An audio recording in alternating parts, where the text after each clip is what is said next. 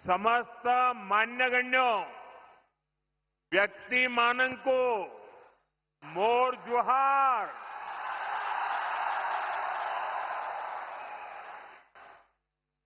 साथियों, इस समय नवरात्र का पर्व चल रहा है और ऐसे पावन दिनों में मुझे मां समोलेई और मां रामोचंडी की इस भूमि पर आप सभी के दर्शन का सौभाग्य मिला है।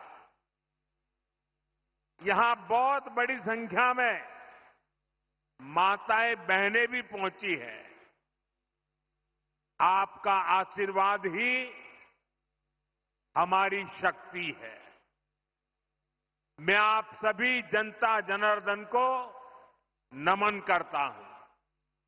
भाइयों और बहनों, 1.5 साल पहले विधानसभा चुनाव के समय ओडिशा के आप लोगों ने एक नए संकल्प के साथ आगे बढ़ने का प्रण लिया था।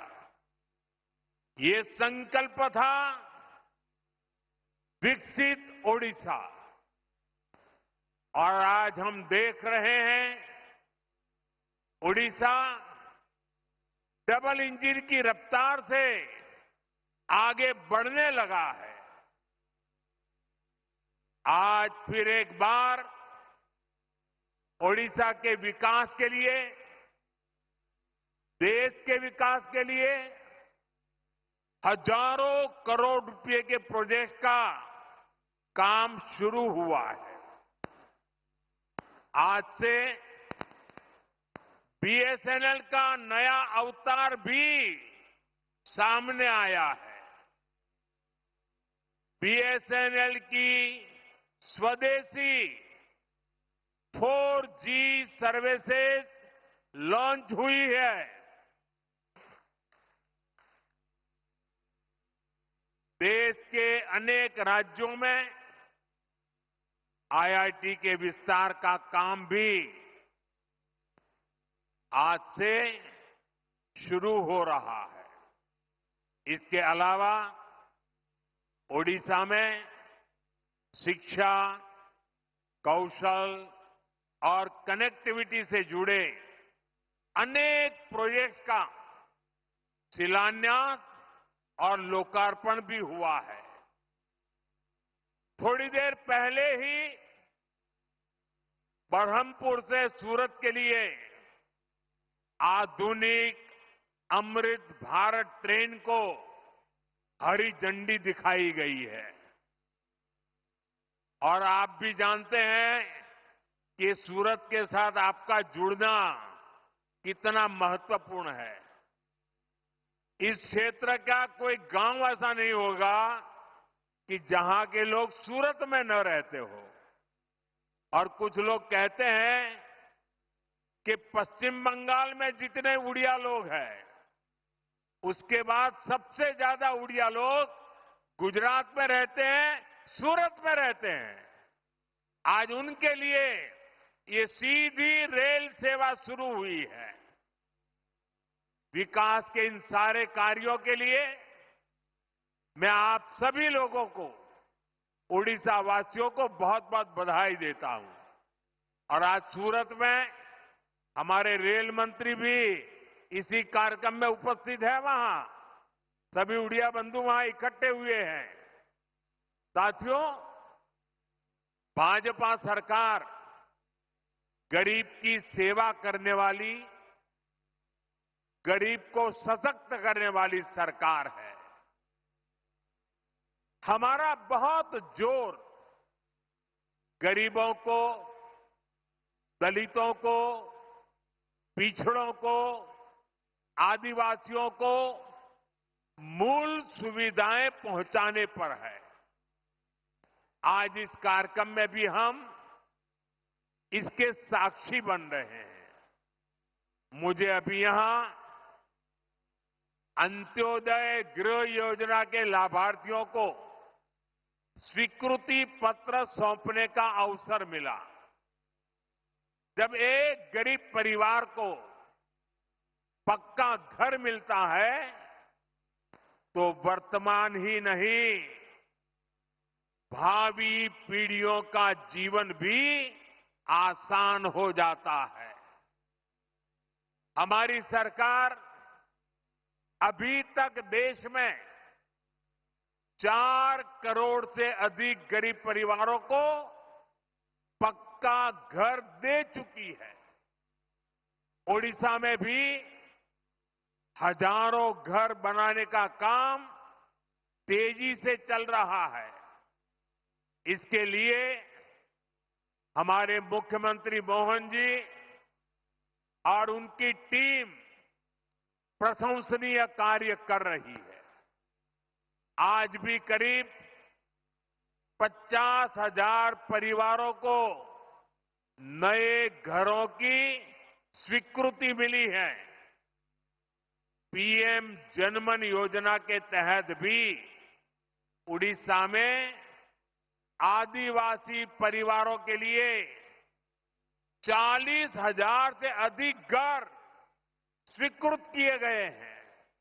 यानी आदिवासियों में भी जो अति पिछड़े हैं, उनका एक बहुत बड़ा सपना आज पूरा होने जा रहा है। मैं अपने सभी लाभार्थी भाई बहनों को अपनी मंगल कामनाएं देता हूं। साथियों, उड़ीसा के सामर्थ्य पर, उड़ीसा के लोगों की प्रतिभा पर मुझे हमेशा से बहुत विश्वास रहा है। प्रकृति ने ओडिशा को बहुत कुछ दिया है। ओडिशा ने बहुत दशक गरीबी के देख लिए, लेकिन अब ये दशक ओडिशा के आप लोगों को समृद्धि की तरफ ले जाने वाला दशक है। ये दशक उड़ीसा के जीवन में बहुत महत्वपूर्ण है और इसके लिए हमारी सरकार बड़े बड़े प्रोजेक्ट्स उड़ीसा में ला रही है। केंद्र सरकार ने हाल में ही ओडिशा के लिए 2 सेमीकंडक्टर यूनिट की मंजूरी दी है।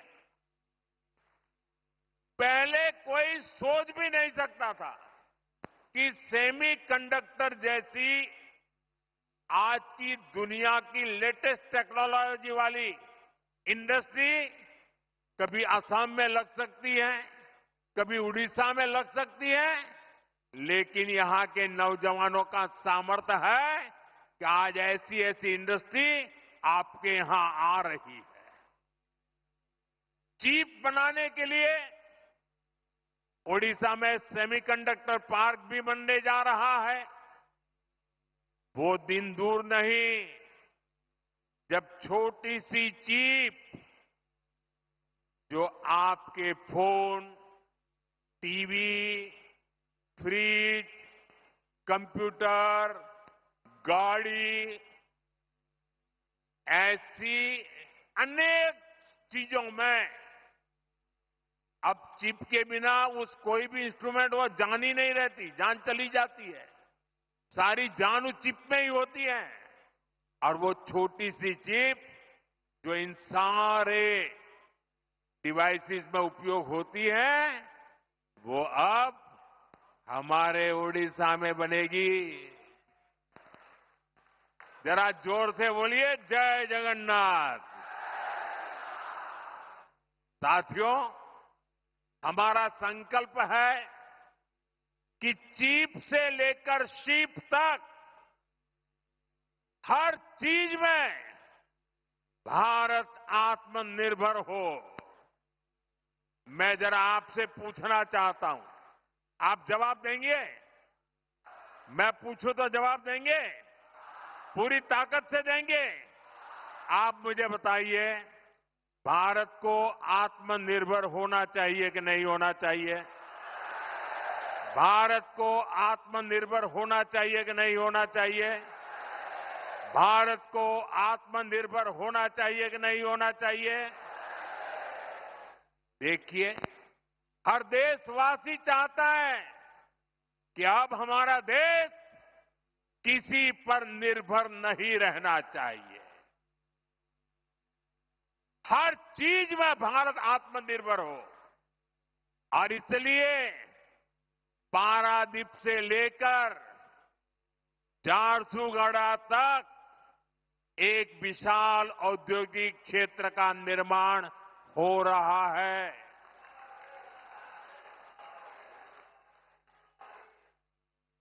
भाइयों और बहनों, जो भी देश आर्थिक रूप से सशक्त होना चाहता है, वो शिप बिल्डिंग यानी बड़े बड़े जहाज निर्माण पर बहुत बल देता है। व्यापार हो, टेक्नोलॉजी हो या फिर देश की सुरक्षा, शिप बिल्डिंग से हर जगह फायदा होता है। अपने जहाज होंगे तो संकट के समय दुनिया के साथ आयात निर्यात में रुकावट नहीं आएगी। इसलिए बीजेपी की हमारी सरकार ने एक बहुत बड़ा कदम उठाया है।